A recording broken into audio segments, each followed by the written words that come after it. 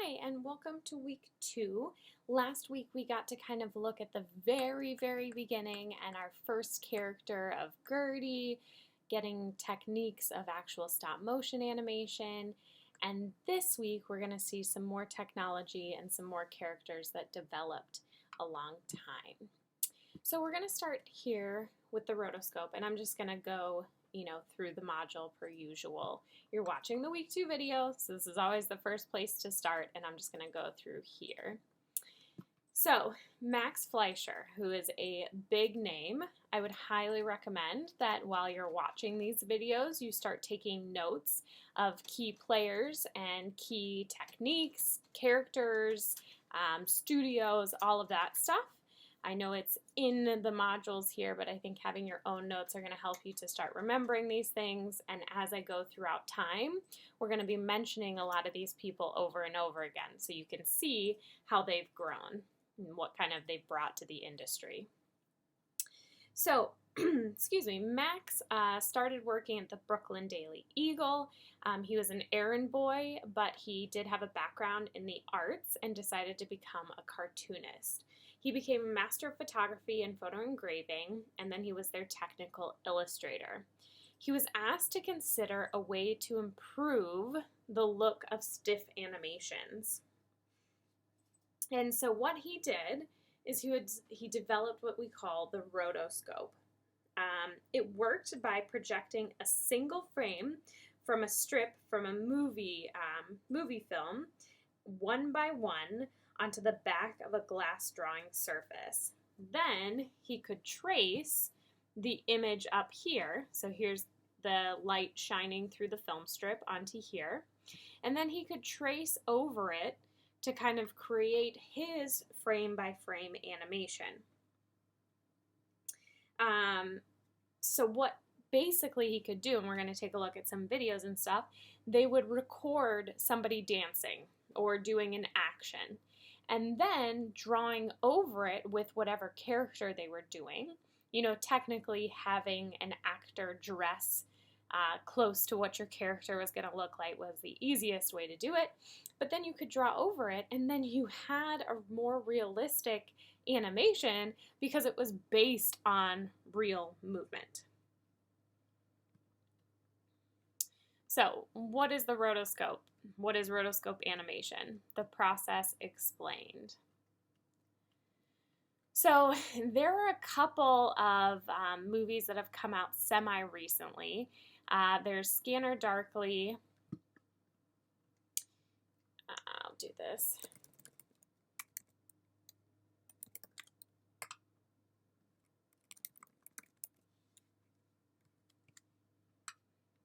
So, Scanner Darkly, you'll notice there are some memorable and recognizable actors in here, but literally what they did, and they had the actors act out the whole movie, filmed it exactly how they would, and then frame by frame, they drew over, not actually over the film strip, but taking the film strip and drawing frame by frame animation. Can we not agree on that? What's on this, Damage has taken place to the normally dominant left hemisphere, and the right hemisphere is attempting to compensate. The two hemispheres of my brain are competing? Yes. I could be murdered. How did I get here? I tip my hat to any entity that could bring so much integrity to evil. What if they come in through the back door or the bathroom window like that infamous Beatles song? To sacrifice someone without them ever knowing it. What does a scanner see? Into the head, into the heart.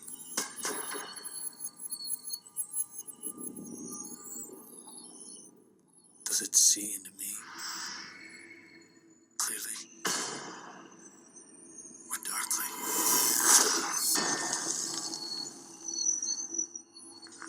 This is awe-inspiring stuff.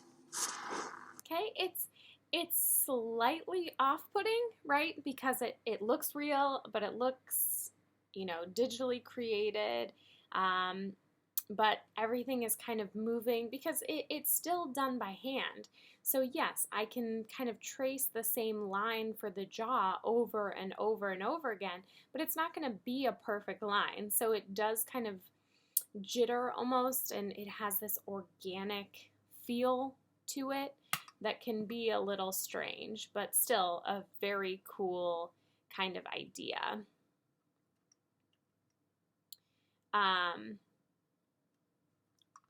There are a lot, we'll go into more what's rotoscoped in the future. But see, so we can take, oh. This walrus didn't get these dance moves on his own. They came from Cab Calloway, a 1930s jazz superstar and band leader. Do you see it now? Cab was a source of endless inspiration for early animators who transformed his dancing into that walrus and a ghost and a very moonwalky old man of the mountain. Old man of the mountain.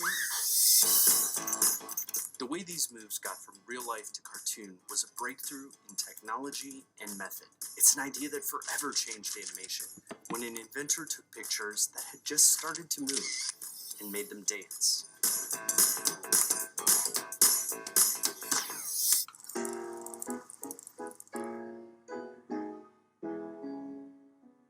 As riveting as that was, early animation had a problem. The first animated shorts didn't look right. Don't focus on the drawing. Look at the motion.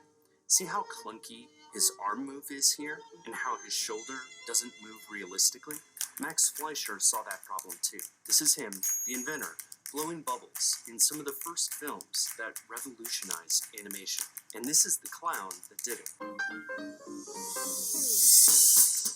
See how naturally Coco the Clown moves compared to the umbrella guy? That's where the invention called the rotoscope comes in. You can understand it from the patent application. It was a way to film real movement to create better animation. First, they filmed live-action motion in the wild. For Coco the Clown, they filmed Max's brother, Dave Fleischer, dancing around in a clown costume on Max's roof. He was in front of a white sheet for contrast. The sheet actually blew around so much that Dave almost fell off the roof, so don't try this at home. That film gave them individual frames of Coco moving around. Like in the patent, they used a projector hooked up to a car headlamp to amp up brightness, and it showed each frame on a screen with tracing paper.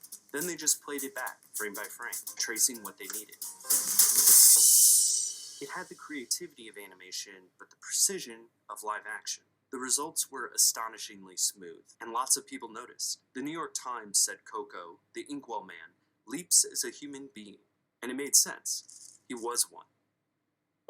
Take Cab Calloway's performance. Now, animators didn't have to guess what subtle movements came in the middle.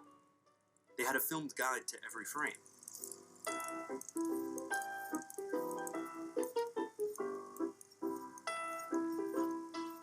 Later it helped out with Superman, using photos and film to model Lois, like here. Gulliver's Travels also had hyper-real movement, inspired by real motion. When the patent expired, other animation studios followed. But Fleischer's work was more than just one invention. Now, these cartoons and other ones at the time are filled with tons of cringy stereotypes that wouldn't pass muster today. But the creativity, that is not dated at all. Here we go. Fleischer Studios invented the bouncing ball song, where you can follow along with the lyrics. Oh yes, there's a patent.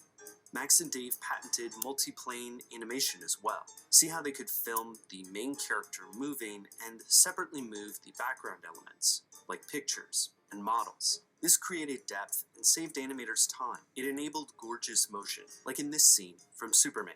As it evolved, Fleischer Animation mixed all these technologies with skilled artistry and improvisation. And that's why rotoscoping is a versatile tool still, whether it's inspiring some of the animation in early video games, or in its logical extension in motion capture, where real movements are given over to animators' fancy. But even that undersells their achievements a little. That Cab Calloway walrus cartoon, Minnie the Moocher, is a Betty Boop cartoon, but it is a work of art filled with infinite delights that scratch that. It is straight up weird, in the best way possible.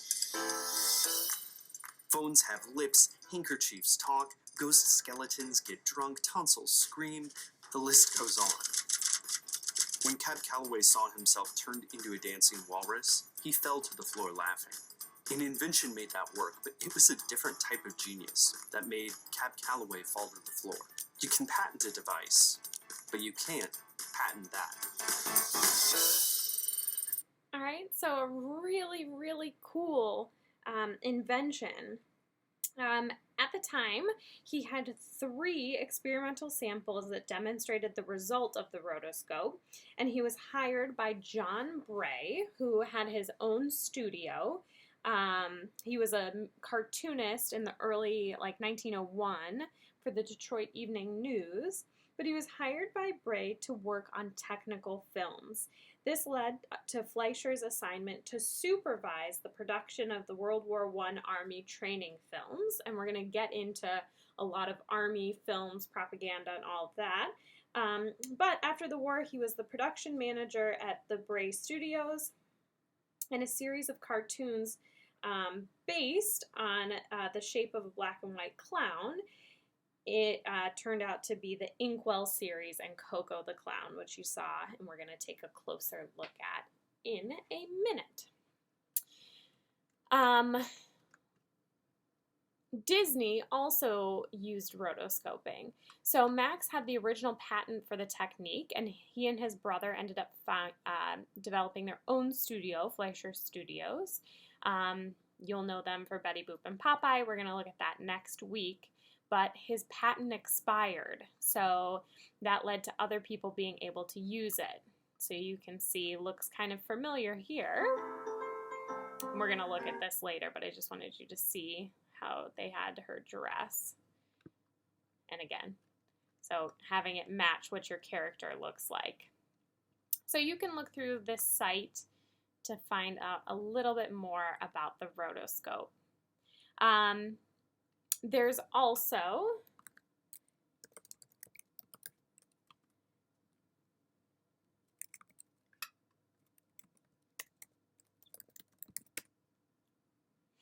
Waking Life, which is another rotoscope.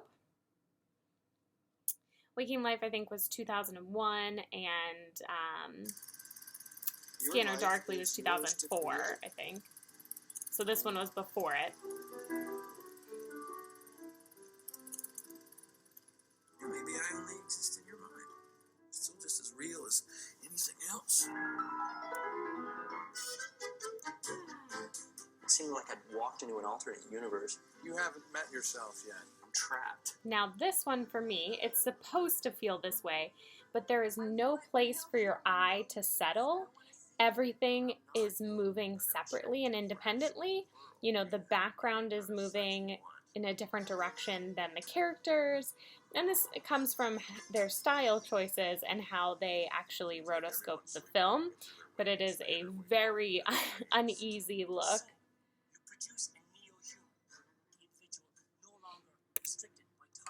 You can watch that one on your own. But it's a really interesting idea because, you know, in that video it kind of talked about it. You are taking something that is real, but you can create something that isn't real on top of it. So, you know, if I rotoscope, if I take a video of myself dancing and then I'm rotoscoping the character of Jen dancing on top of it, I could have like wings and fly as I'm doing the dance. Like, you're allowed to bring the unnatural or the unreal to the real, and you get this nice kind of juxtaposition between the two. The last film I want to show you is called Loving Vincent, and this one is much more recent, and if you are interested, they actually have a website, lovingvincent.com. Loving Vincent was actually created by paintings. So they had many, many people making these Van Gogh looking paintings for every frame.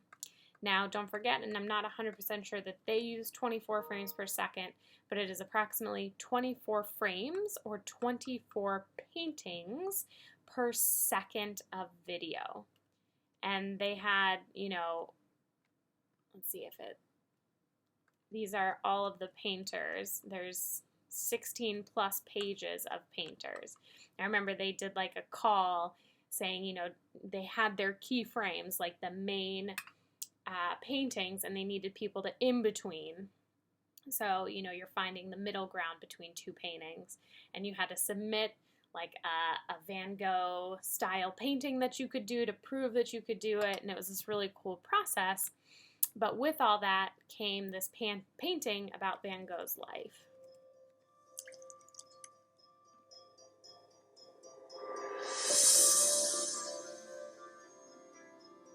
Vincent van Gogh killed himself? How does a man go from calm to suicidal in 6 weeks? Vincent left this letter. Theo Van Gogh. That's Vincent's brother, isn't it? I don't see the point in delivering a dead man's letter. Son, if you had died and there was a letter out there that you had sent to me, I'd want it.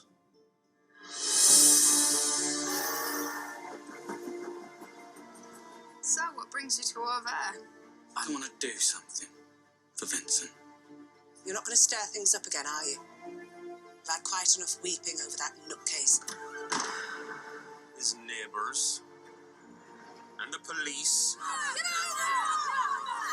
and the whole town against an ill man. Vincent, what have you done? We all knew something was very wrong. Vincent! If only I could have been one of them. Great artists are not peaceful souls. No, that is the price of your path. Is it worth it? Did he change his mind? Did he want to live after all? You want to know so much about his death. What do you know of his life? What did you do for him? I would like to show by my work what this nobody has in his heart. Your loving Vincent. Okay, so really, really cool.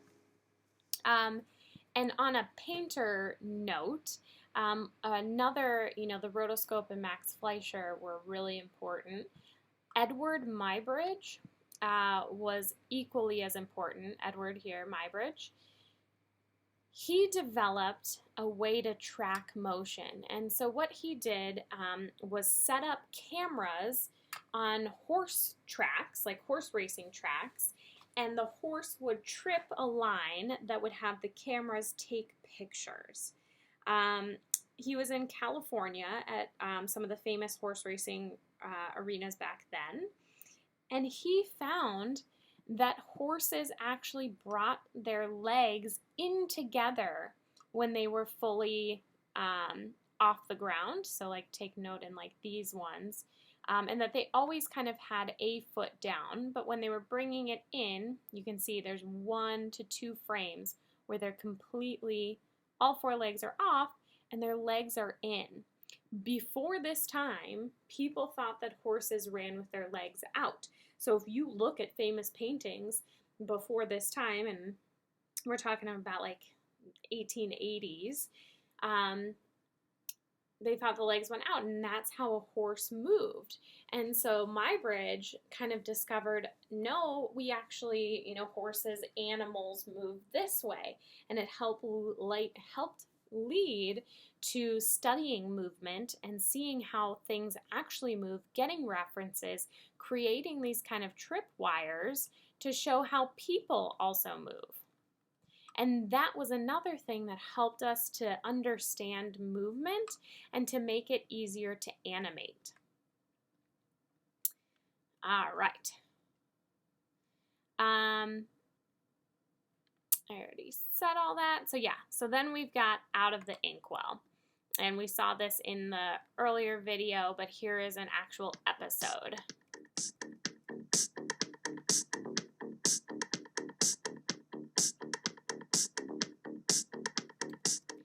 This is not the music that would go with it.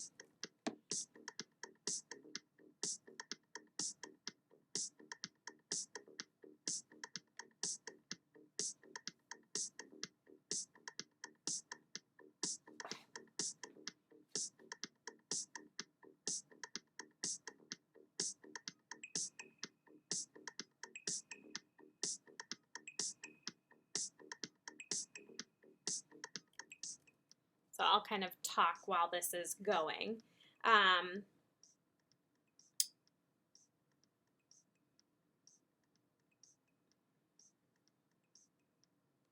want to let you see the actual clown first.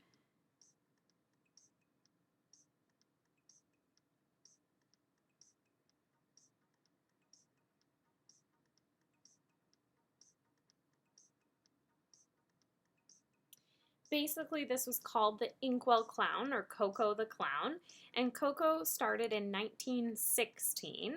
He was the first character to be rotoscoped, and again, Max's brother Dave was the actor here, and he was meant to interact with the audience. So this was kind of exciting. You felt like you were a part of something, kind of a secret.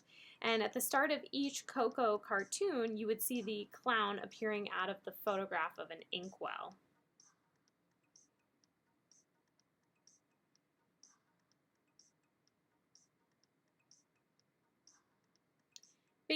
Basically, people were interested in this because of the lifelike animation due to the rotoscope. So this was, again, something they hadn't seen before, something they were really interested in and couldn't believe the magic of the realistic movements that were created.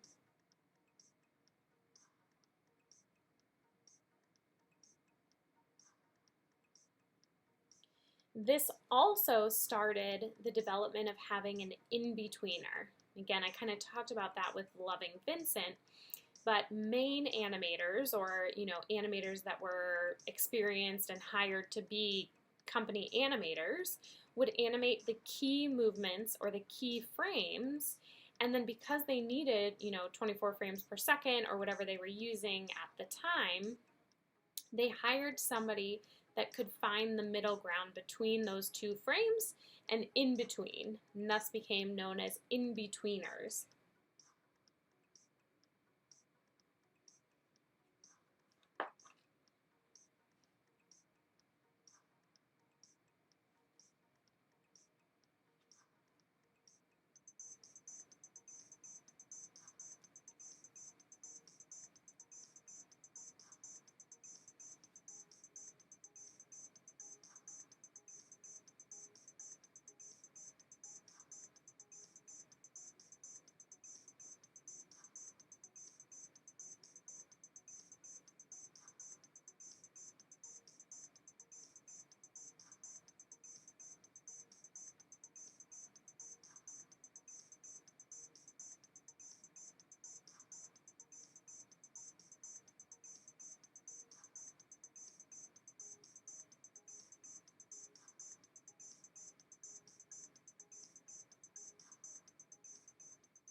All right, and Bray Studios, remember that's John Bray who hired him. So, very, very popular, started in 1919. Coming along, though, in 1920 was Felix the Cat. And a lot of times, Felix would bring humor. It was cutting edge. He could kind of mold himself, and he became somebody that viewers became interested in. So, and he's still around today. I would imagine most of you have heard of Felix the Cat. So the 1920s by Otto Mesmer. I'll put this up in a different window. The technology wasn't cutting edge, but they broke new ground. He could transform himself in his surrounding. Throughout time, animators had to simplify Felix, though, so he could remain consistent and easier to draw. So don't forget, if you're drawing 24 frames per second, and let's say you're doing Felix jumping off of a chair, and let's say that takes 2 seconds. So you have 48 frames, 48 times, just for this 2 seconds, that you have to draw Felix jumping off the couch. So they were getting a lot of change in his body proportions and in the details. He started out being very detailed and having very intricate shapes, so they simplified it a bit, rounded out a lot so that it would be easier to draw. As the demand for the Felix cartoons grew, the animators, again, had to make a lot of changes to make round shapes less angular. His snout, he had a snout to start off with, it was eliminated, and it actually made him more appealing. You know, when you think of a logo or a main character, a lot of times we think of like Mickey Mouse. Mickey Mouse is pretty much 3 circles, head and ears, when you look at a silhouette. So they wanted to make Felix, not because they knew Mickey has not been around yet, but they wanted to make him recognizable, easy to draw. Felix was the first animated character to display intelligence. He found solutions to seemingly impossible situations, often as a result of his creators metamorphosizing his body parts into useful tools. They also had a lot of visual puns. So let's take a look at Felix here.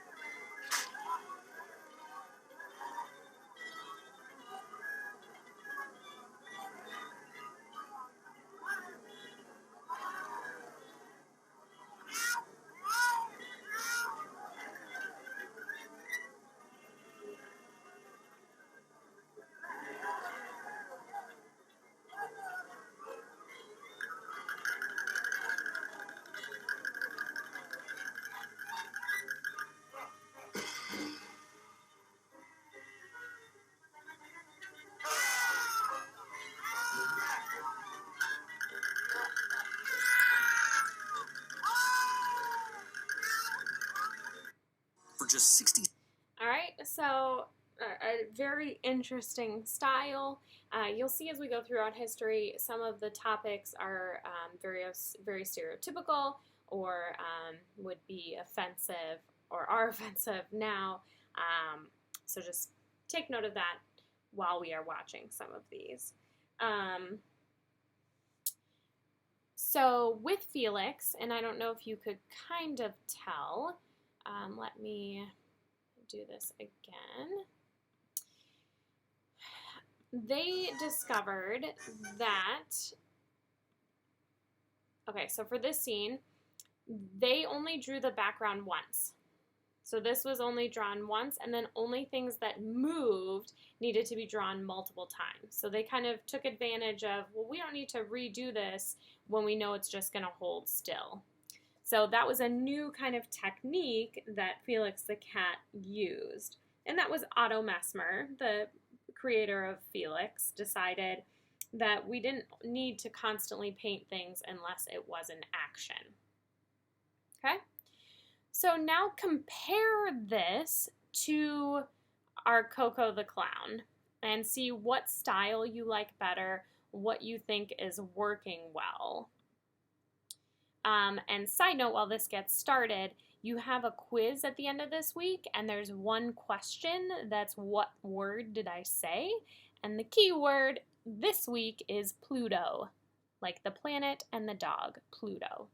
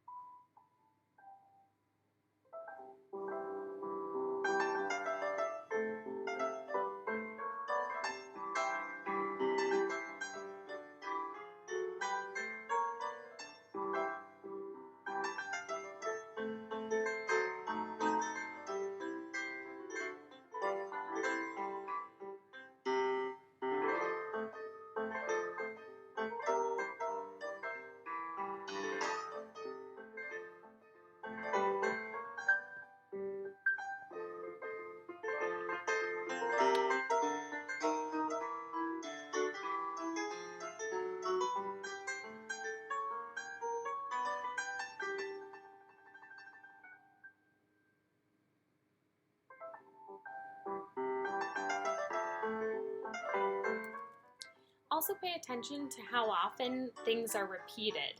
So movement here, they're trying to use their frames to their benefit. So if a character is going to say no, notice the hands go back and forth several times. It's repeated key frames, repeated drawings. Now, not all of them are repeated, but it was a common practice here to have actions happen more than once when possible.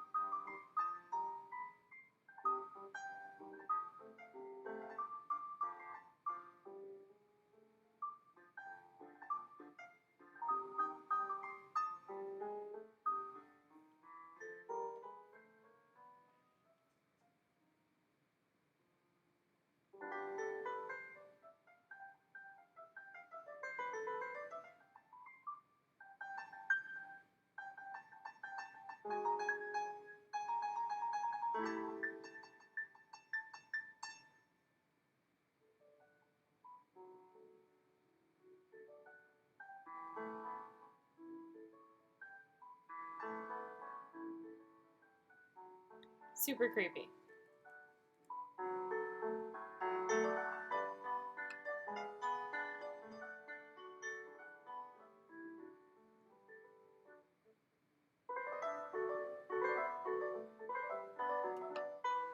All right, and I can let you watch the rest of this one on your own. So this is this one down here out of the inkwell. But, I mean, pay attention that, I mean, there was a dog with Coco and the cat with Felix the Clown. They were both happening around the same times. You know, Coco started a year before Felix, but these were two common, you know, names and animations.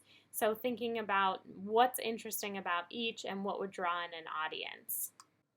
All right, now we're going to look at a woman and the first full-length animated film. So Lottie Reininger was a German animator. She loved dealing with shadows, and she actually was married to a film director. So in 1923, she started working on her first feature-length film that involved silhouettes. She would move cutout figures on top of a plate of glass with lighting underneath it. So this was stop motion and kind of where she would swap out parts of the body. And it was The Adventures of Prince Ahmed. It was in German, so I'm not 100% sure, but Die Adventure des Prinzen Ahmed. It's a similar story to what Disney would later make to be Aladdin. It took 300,000 individual shots, and it is the first full-length animated feature. Technically, the first full-length film was El Apostle. This was released first, but it was destroyed in a fire, and that was the only known copy. So there is no reference to what this film was. So we talk about Prince Ahmed as being the first. Look at the detail of these cutouts that Lottie Reininger used. And the length in the fingers and the details. The movement is really incredible. So let's take a look at the trailer for this.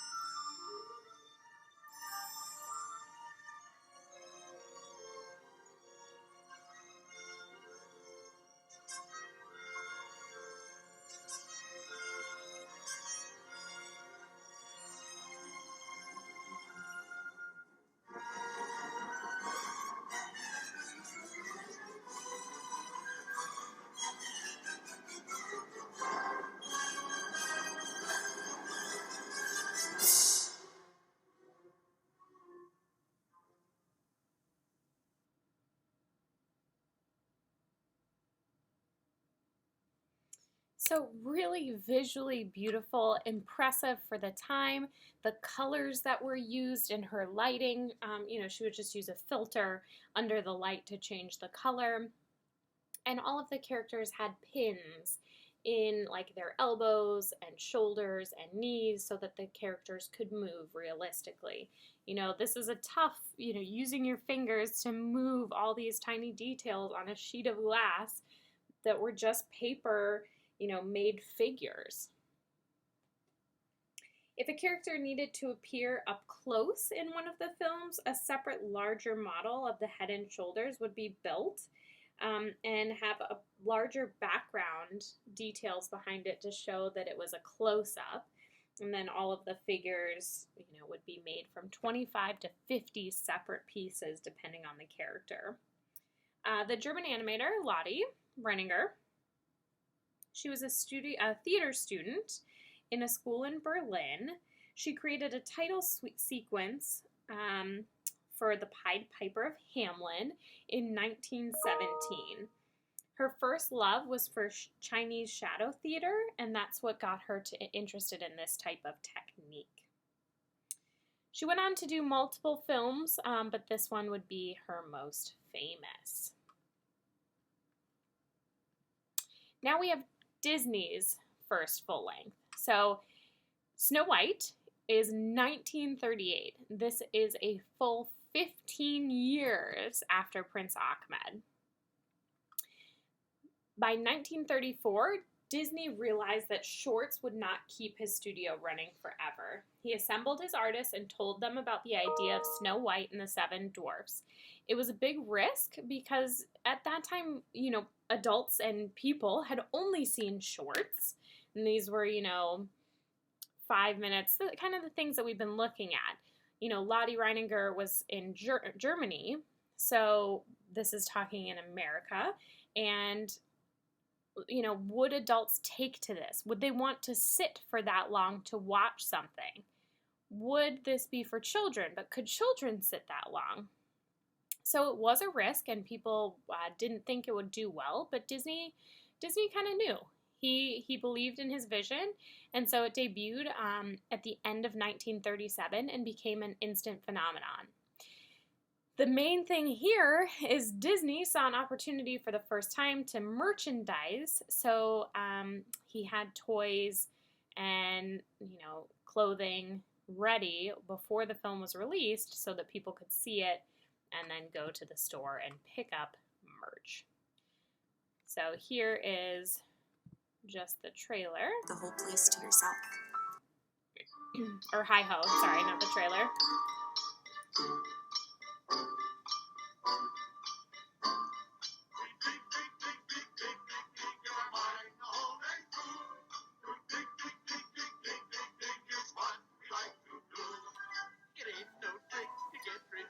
If you dig with a shovel or a pick.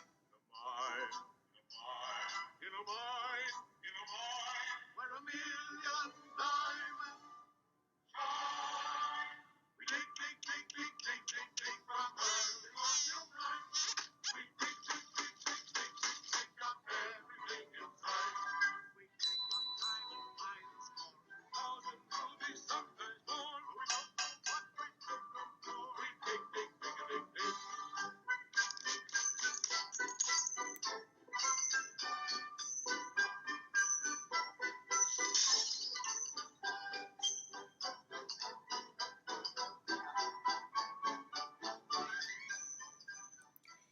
So I just want to go over some things while this is playing still. Disney knew that it was imperative to develop personalities for each of the seven dwarfs because that would help run the story and keep the audience's interest. Animators then had to study anatomy and live footage of actual models and try to convert it for each of the dwarfs and all characters throughout. It was a big challenge because Disney had to figure out how to pace the movie to keep interest, to show the story. At this point, shorts had been very fast-moving, a lot of action, jam-packed, and Disney knew that there was no way he could keep that up for 70 minutes.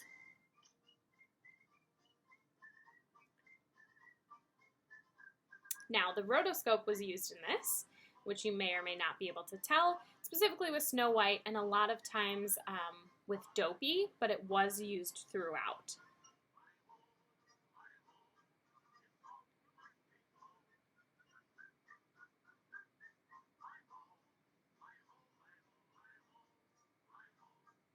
So animation began in 1936, and ultimately more than 750 artists work on Snow White, including 32 animators. There were 102 assistants to the animators, 20 layout men, 25 background artists, 65 effect animators, and 158 ink and painters. So this was drawn on celluloid, and it was a big success, so Disney knew he could turn his attention to making these full-length features instead of continuing with shorts. And there was a big reward after this one went out. The film, which went 6 times over its original budget, debuted again at the end of 1937, was an instant phenomenon, and you know, with all of the merch, they made their money back and then some. So I'm going to show this making and history of Snow White. I think it's really cool to see. But before I do, I want to go over the other 2 things that are due this week. So we have a discussion. What is animation? So it comes from the Latin word animare, which means to give life. I give the definition in the video because I want you to watch. It means to give life. There's a lot of discussion over the definition. So I want you to talk about technique, okay? So if we're drawing frame by frame animation, is that bringing life? You know, frame by frame or the illusion of movement. So there are 2 agreed upon points. They're made frame by frame and we provide the illusion of movement. But the definition in a dictionary, a motion picture made by photographing successive positions of inanimate objects. Animated cartoons are motion pictures made from a series of drawings simulated motion by means of a slight progressive change. So from frame to frame, it's just a very small movement, right? Norma McLaren, who we'll talk about later in the term, animation is not the art of drawings that move, but rather the art of movements that are drawn. What happens between each frame is more important than what happens on each frame. Okay? So I want you to think about all this. I know it's kind of a lot of words, but think about how you would describe animation. What do you think it makes animation successful? And kind of think about these things above. Make your original post by Wednesday. Respond to a minimum of 2 of your peers' posts by Sunday. Give examples, agree, disagree, and expand on their ideas. And lastly, you have an 8-question quiz. It's true, false, multiple choice, just over things that we talked about today in the lecture. So make sure that's done by Sunday at 11:59 p.m. Now what I would like you to do is watch the making of and history. It's like 30 minutes long. It's really interesting. They go over how Snow White was made. You can see technical shots of animators working, people dancing for the rotoscope. This is a really well done little video. So please take a look at this. There will be quiz questions based on this. So let me know if you have any questions and have a wonderful week too.